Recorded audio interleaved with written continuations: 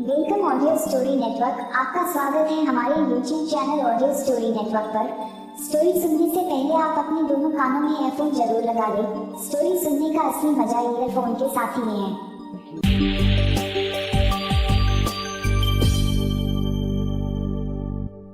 नमस्कार दोस्तों, आपने कहानी के पिछले एपिसोड में सुना। गांव में भयंकर तूफान आ जाता है जिससे डर करके रामेश्वरी देवी सोनू और रानो को पुकारने लगती है। लेकिन जब गोलू प्रभु और दोनों ही छत से नीचे आते हैं तो वह अपने बेटों को उनको लेने के लिए भेज देती है। लेकिन वह बिस्तर तरफ देखते हैं तो वहां पर सोनू और रानू और चंदू तीनों में से कोई भी नहीं होता। तो वह उन्हें ढूंढने के लिए चले जाते हैं, लेकिन गांव के बाहर काले बादलों में से किसी का चेहरा देखकर वह वापस घर पर आ जाते हैं। अब देखिए आगे। गांव की बिजली अचानक से चली गई थी। ठाकुर साहब के पूरे घर में मोमबत्ती और लालटेन जल रही थी। दीनू, गोलू और प्रभु बिस्तर पर लेटे हुए थे। उनकी माँ भी उनके पास ही बैठी थी। उनकी दादी रामेश्वरी चिंता में बैठी बैठी अपनी रुद्राक्ष की माला से भगवान का नाम जपे जा रही थी और उनका सारा ध्यान दरवाजे की तरफ ही था। अचानक से उनके दरवाजे पर किसी की दस्तक हुई। जरूर दीपेंद्र होगा, मैं देखती हूँ, रामेश्वरी जी ने कहा और हाथ में लालटेन लिए दरवाजे की तरफ गई। पर दरवाजा बार बार आगे पीछे होने लगा, जैसे कि कोई दरवाजे को तोड़ देगा। कौन है? मैं आ रही हूँ, रुक तो जाओ। कौन इतना उतावला हुआ जा रहा था? रामेश्वरी जी बड़बड़ाती हुई दरवाजे की तरफ आई। दरवाजा लगातार आगे पीछे हो रहा था, जैसे कि दरवाजे को तोड़ दिया जाएगा। दीनू, गोलू, प्रभु भी उठकर बैठ गए। गोलू ने धीरे से कहा, भैया, बड़े पापा या चाचा ऐसे दरवाजा नहीं खटखटा सकते, कहीं ये वो भूत तो नहीं? तू भी क्या? चंदू भैया की तरफ उल्टा सीधा बोल रहा है। अच्छा बोल, दीनू ने कहा। प्रभु ने कहा, भैया, डर तो मुझे भी ऐसा लग रहा है। तब तक रामेश्वरी जी ने दरवाजा खोला और सामने देखा। सामने धुआं ही धुआं था, पर कुछ दिख नहीं रहा था।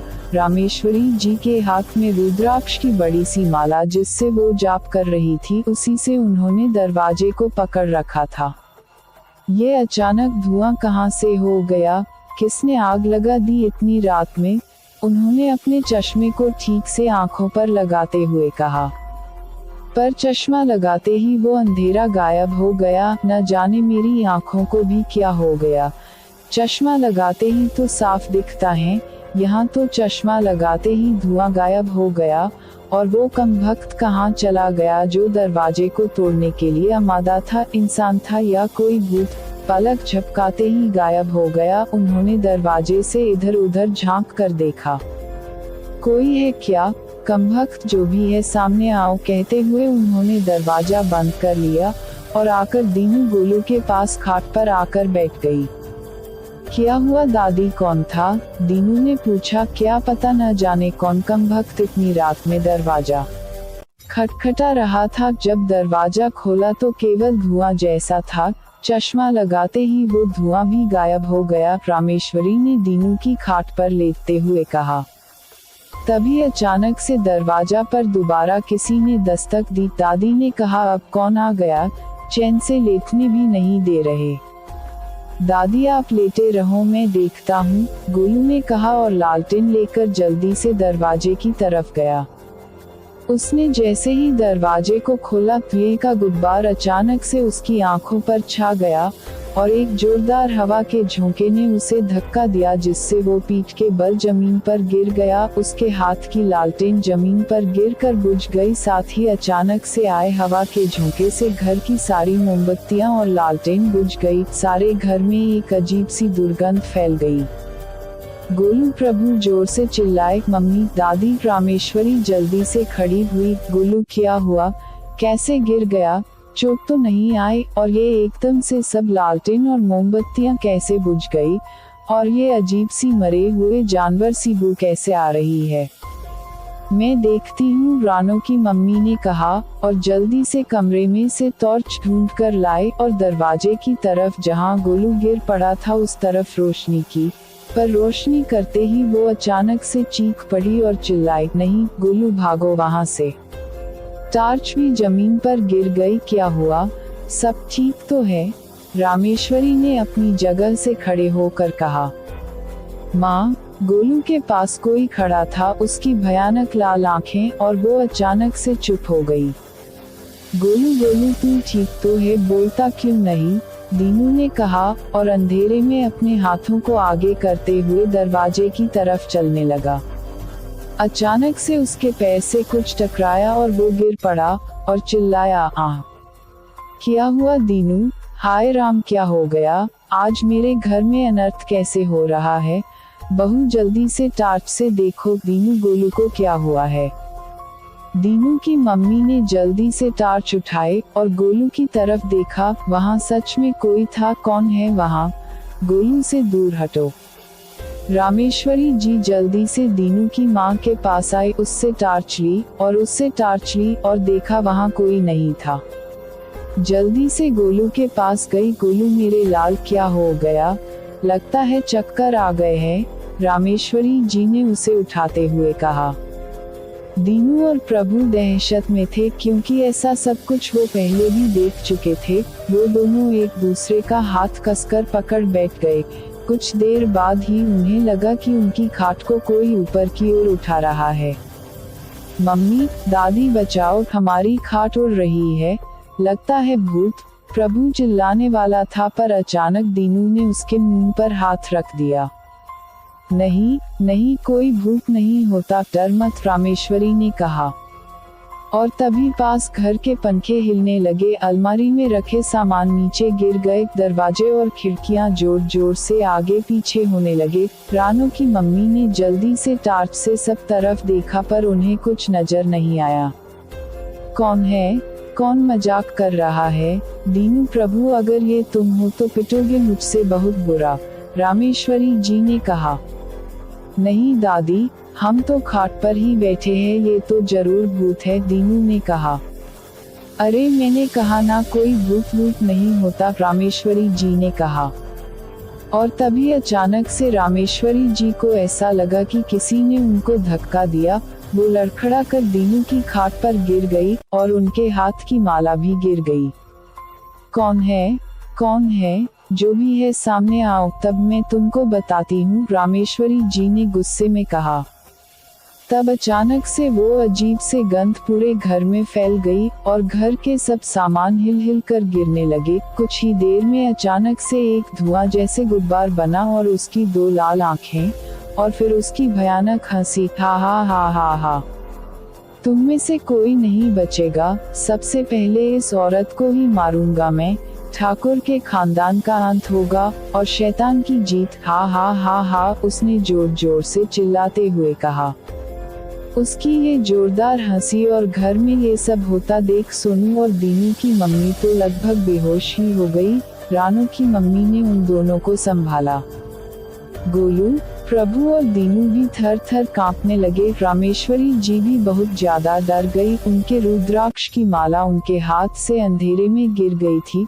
वो भी बहुत ज्यादा डर गई। पूरे घर में जैसे तूफान आ गया हो, पर इस तूफान को रोकने वाला उस समय कोई नहीं था। शैतान ने रामेश्वरी जी का गला पकड़ लिया था। रामेश्वरी जी का दम घुटने लगा था। तभी गोलू ने टॉर्च ढूंढकर उसका प्रकाश किया और दादी के पास जाकर उन्हें बचाने की कोशिश करने लगा, पर शैतान ने एक हाथ से उसे धक्का दिया और वो जाकर दूर गिर पड़ा।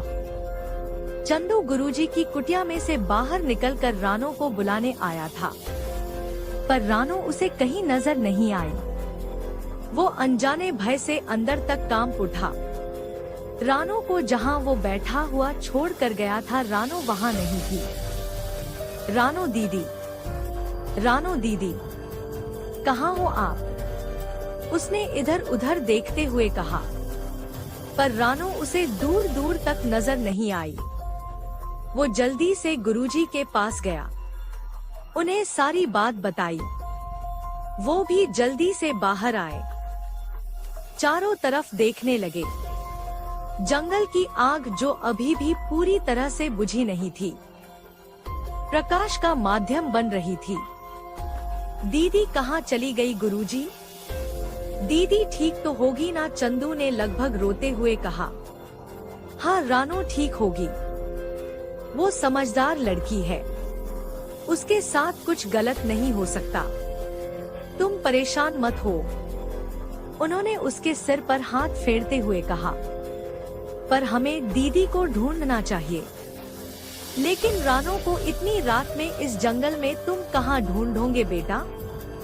गुरुजी तो मैं चुपचाप भी तो नहीं बैठ सकता, मेरी दीदी ठीक है या नहीं, ये जब तक मुझे पता नहीं लग जाता मैं चुप नहीं बैठ सकता, उसने ठाकुर बाबा के मंदिर की सीढ़ियों पर बैठते हुए कहा।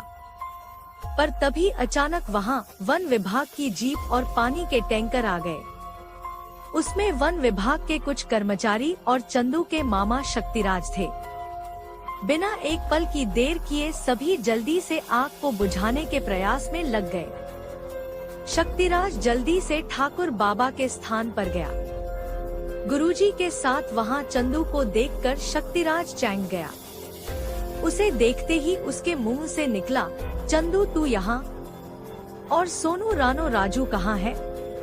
तुम सब यहाँ इतनी रात में घर से कैसे गायब हो गए? चंदू तो डर के मारे कुछ बोल ही नहीं पाया। चंदू बोलता क्यों नहीं? पता है घर पर सब कितने परेशान हैं। मैं और दीपेंद्र ने पूरा गांव ढूंढ लिया, और तुम यहाँ क्या कर रहे हो? चंदू कुछ बोलोगे भी? शक्तिराज ने उस पर हाथ उठाते हुए कहा। पर चंदू जल्दी से गुरुजी के पीछे छुप गया। वो पहले ही बहुत डरा हुआ है। शक्तिराज, तुम और उसे डरा रहे हो। मैं तुम्हारी चिंता परेशान समझ सकता हूँ, पर पहले पूरी बात सुन लो, उसके बाद तुम्हें जो ठीक लगे वो करना। गुरुजी ने चंदू को अपने पीछे छुपाते हुए कहा। पर गुरुजी जो कुछ भी इन्हें घर में बिना किसी को बताए इस तरह जंगल में तो नहीं आना चाहिए था ना। आप ही बता दीजिए सोनू राजू और रानो कहाँ है? पहले तुम यहाँ बैठो और ध्यान से पूरी बातें सुनो। गुरुजी ने उसे ठाकुर बाबा के स्थान पर बैठने का इशारा करते हुए कहा। गुरुजी तब उसे सारी बात बताते हैं, जिन्हें सुनकर शक्तिराज को विश्वास नहीं होता कि उसके बच्चे इतने बहादुर हैं। और पुरानी हवेली का राज जानकर भी वो पुजारी और गुरुजी की मदद के लिए यहाँ तक आ गए। पूरी बात सुनकर शक्तिराज ने कहा, पर बाकी तीनों कहाँ गए? यही तो मुझे भी चिंता है।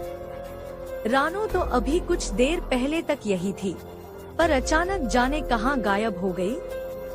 गुरुजी ने कहा, वो जरूर सोनू भैया और राजू को ढूंढने गई होगी।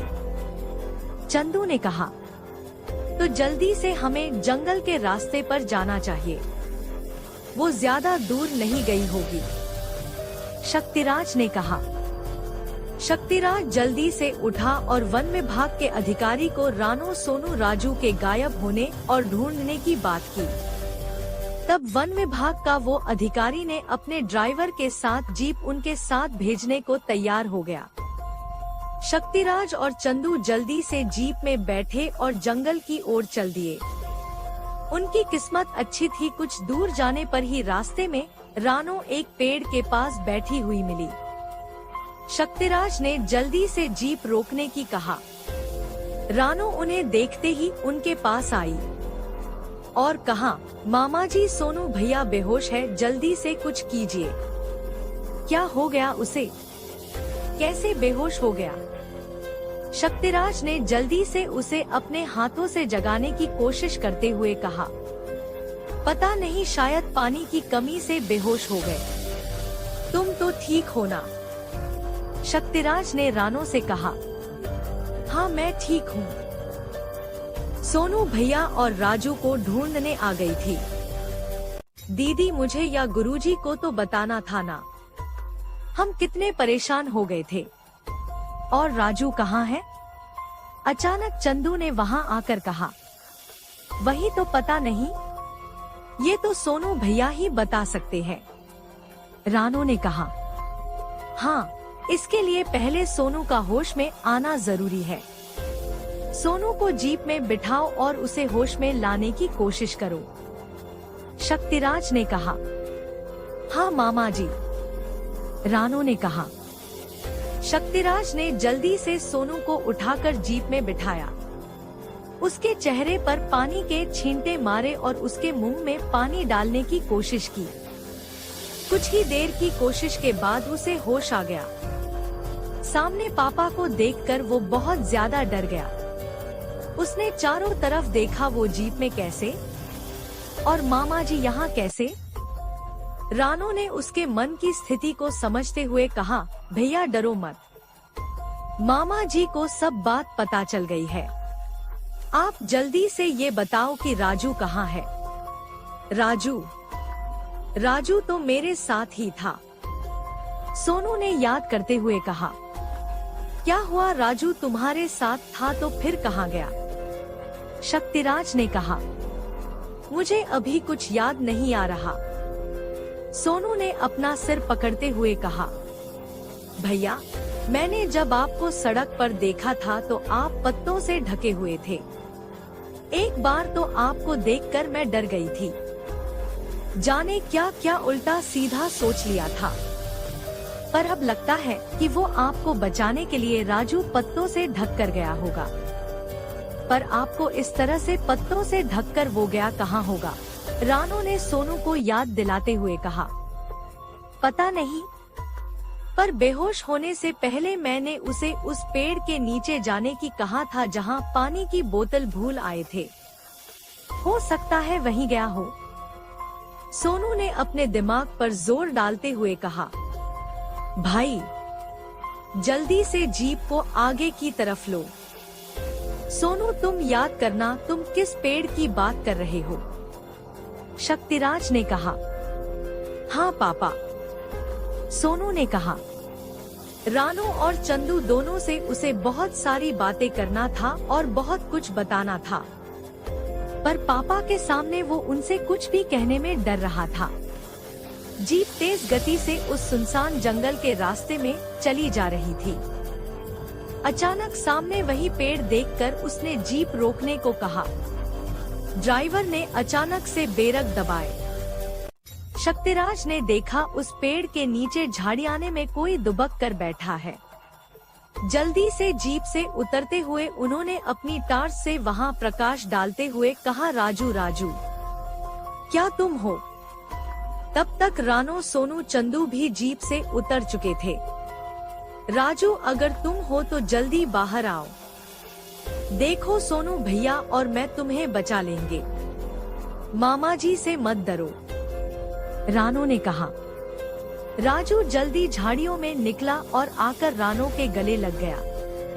क्या हुआ राजू, सब ठीक तो है ना? रानो ने उसे गले लगाते हुए कहा, पर उसने कुछ नहीं कहा और उसके बाद वो सोनू के गले गया। क्या बात है, सबसे ऐसे गले मिल रहा है जैसे बरसों बाद गले मिला हो, सोनू ने उसे देखते हुए कहा। शायद डरा हुआ है बहुत, घर पर चलते हैं, अब डरने की कोई बात नहीं है, शक्तिराज ने कहा। हाँ मामा जी, वैसे ही ये रात सच में बहुत खौफनाक रात थी। अब तो जल्दी से बस घर पर जाकर सोना है मुझे, चंदू ने कहा। आलसी, तुझे तो बस अपने आराम की लगी रहती है, रानो ने कहा। अब घर पर चलकर लड़ना। ठीक है, अभी हम पहले ठाकुर बाबा के स्थान पर चलेंगे और फिर घर पर चलेंगे, शक्तिराज ने बच्चों की तरफ देखते हुए कहा। हाँ, अब सब चुप रहेंगे, मामा जी, रानो ने चंदू की तरफ देखते हुए कहा। भैया, जीप वापस ठाकुर बाबा के स्थान पर ले चलो, शक्तिराज ने ड्राइवर से कहा। ड्राइवर ने जीप वापस ठाकुर बाबा के स्थान के लिए मोड़ दी। ठाकुर बाबा के स्थान के आसपास और जंगल में लगी सारी आग अब तक बुझा दी गई थी।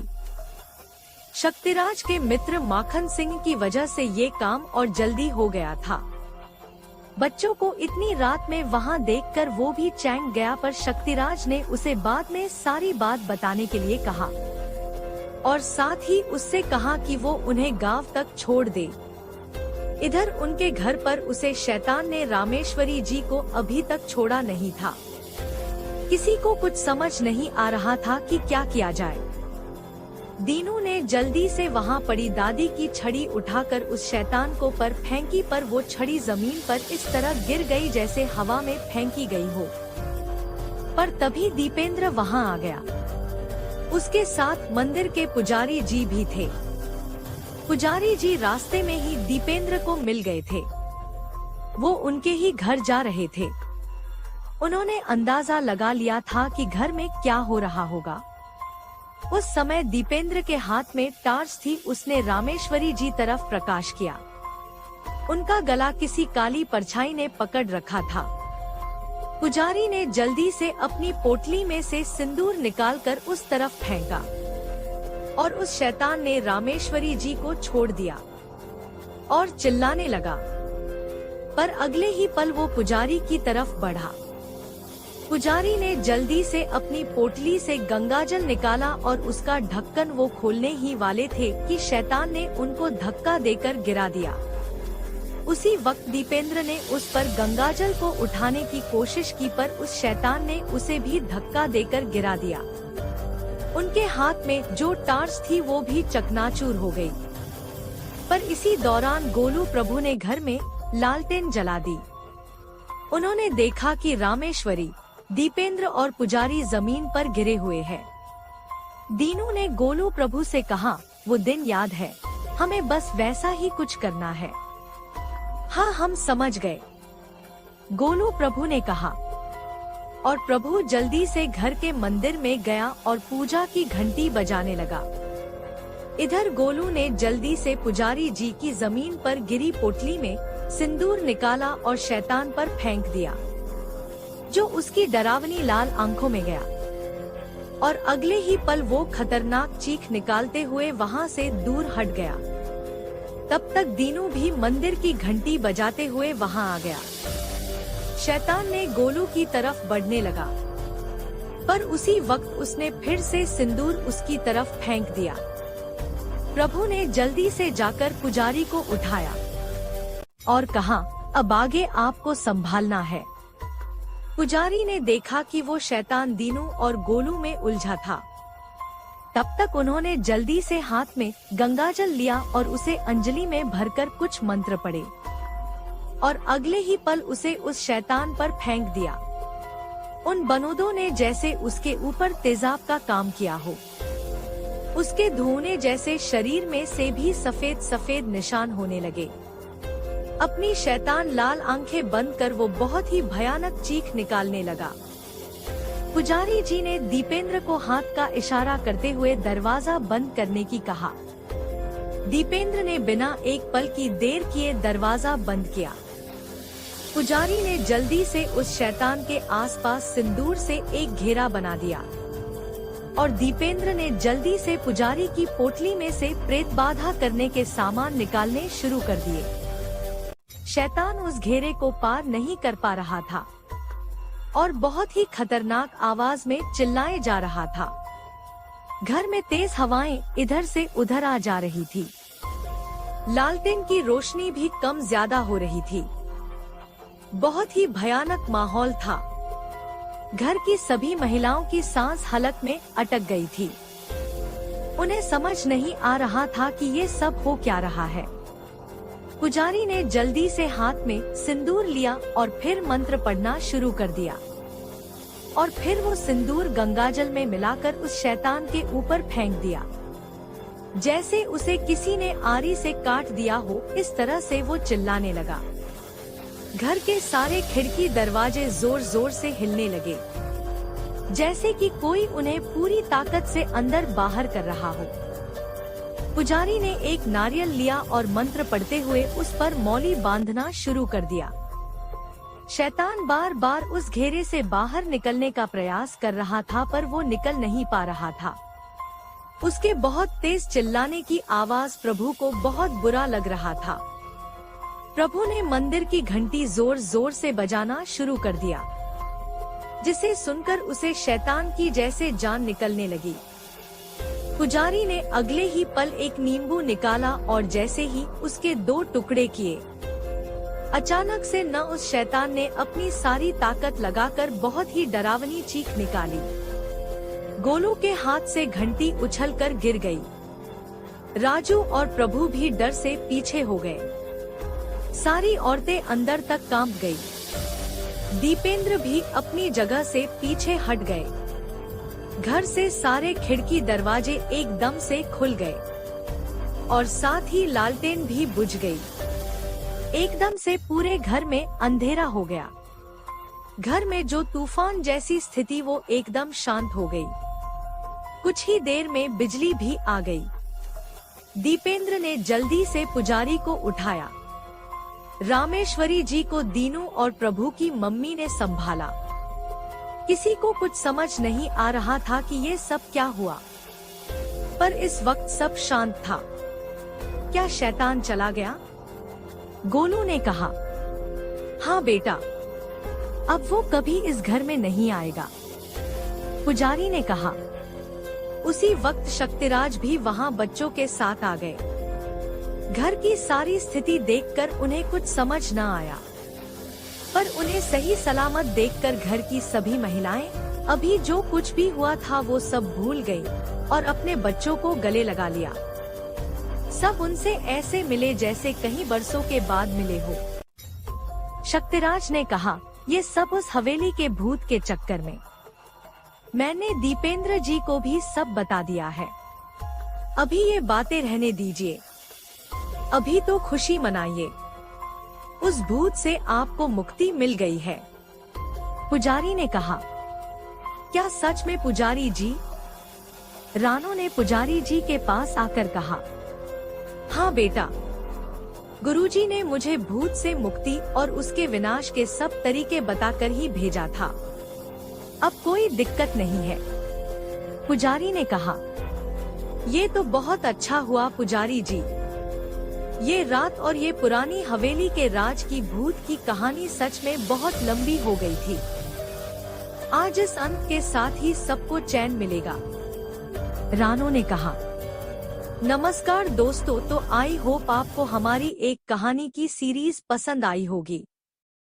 इससे आगे की रोमांचक और डरावनी सस्पेंस कहानियां सुनने के लिए चैनल को सब्सक्राइब करें।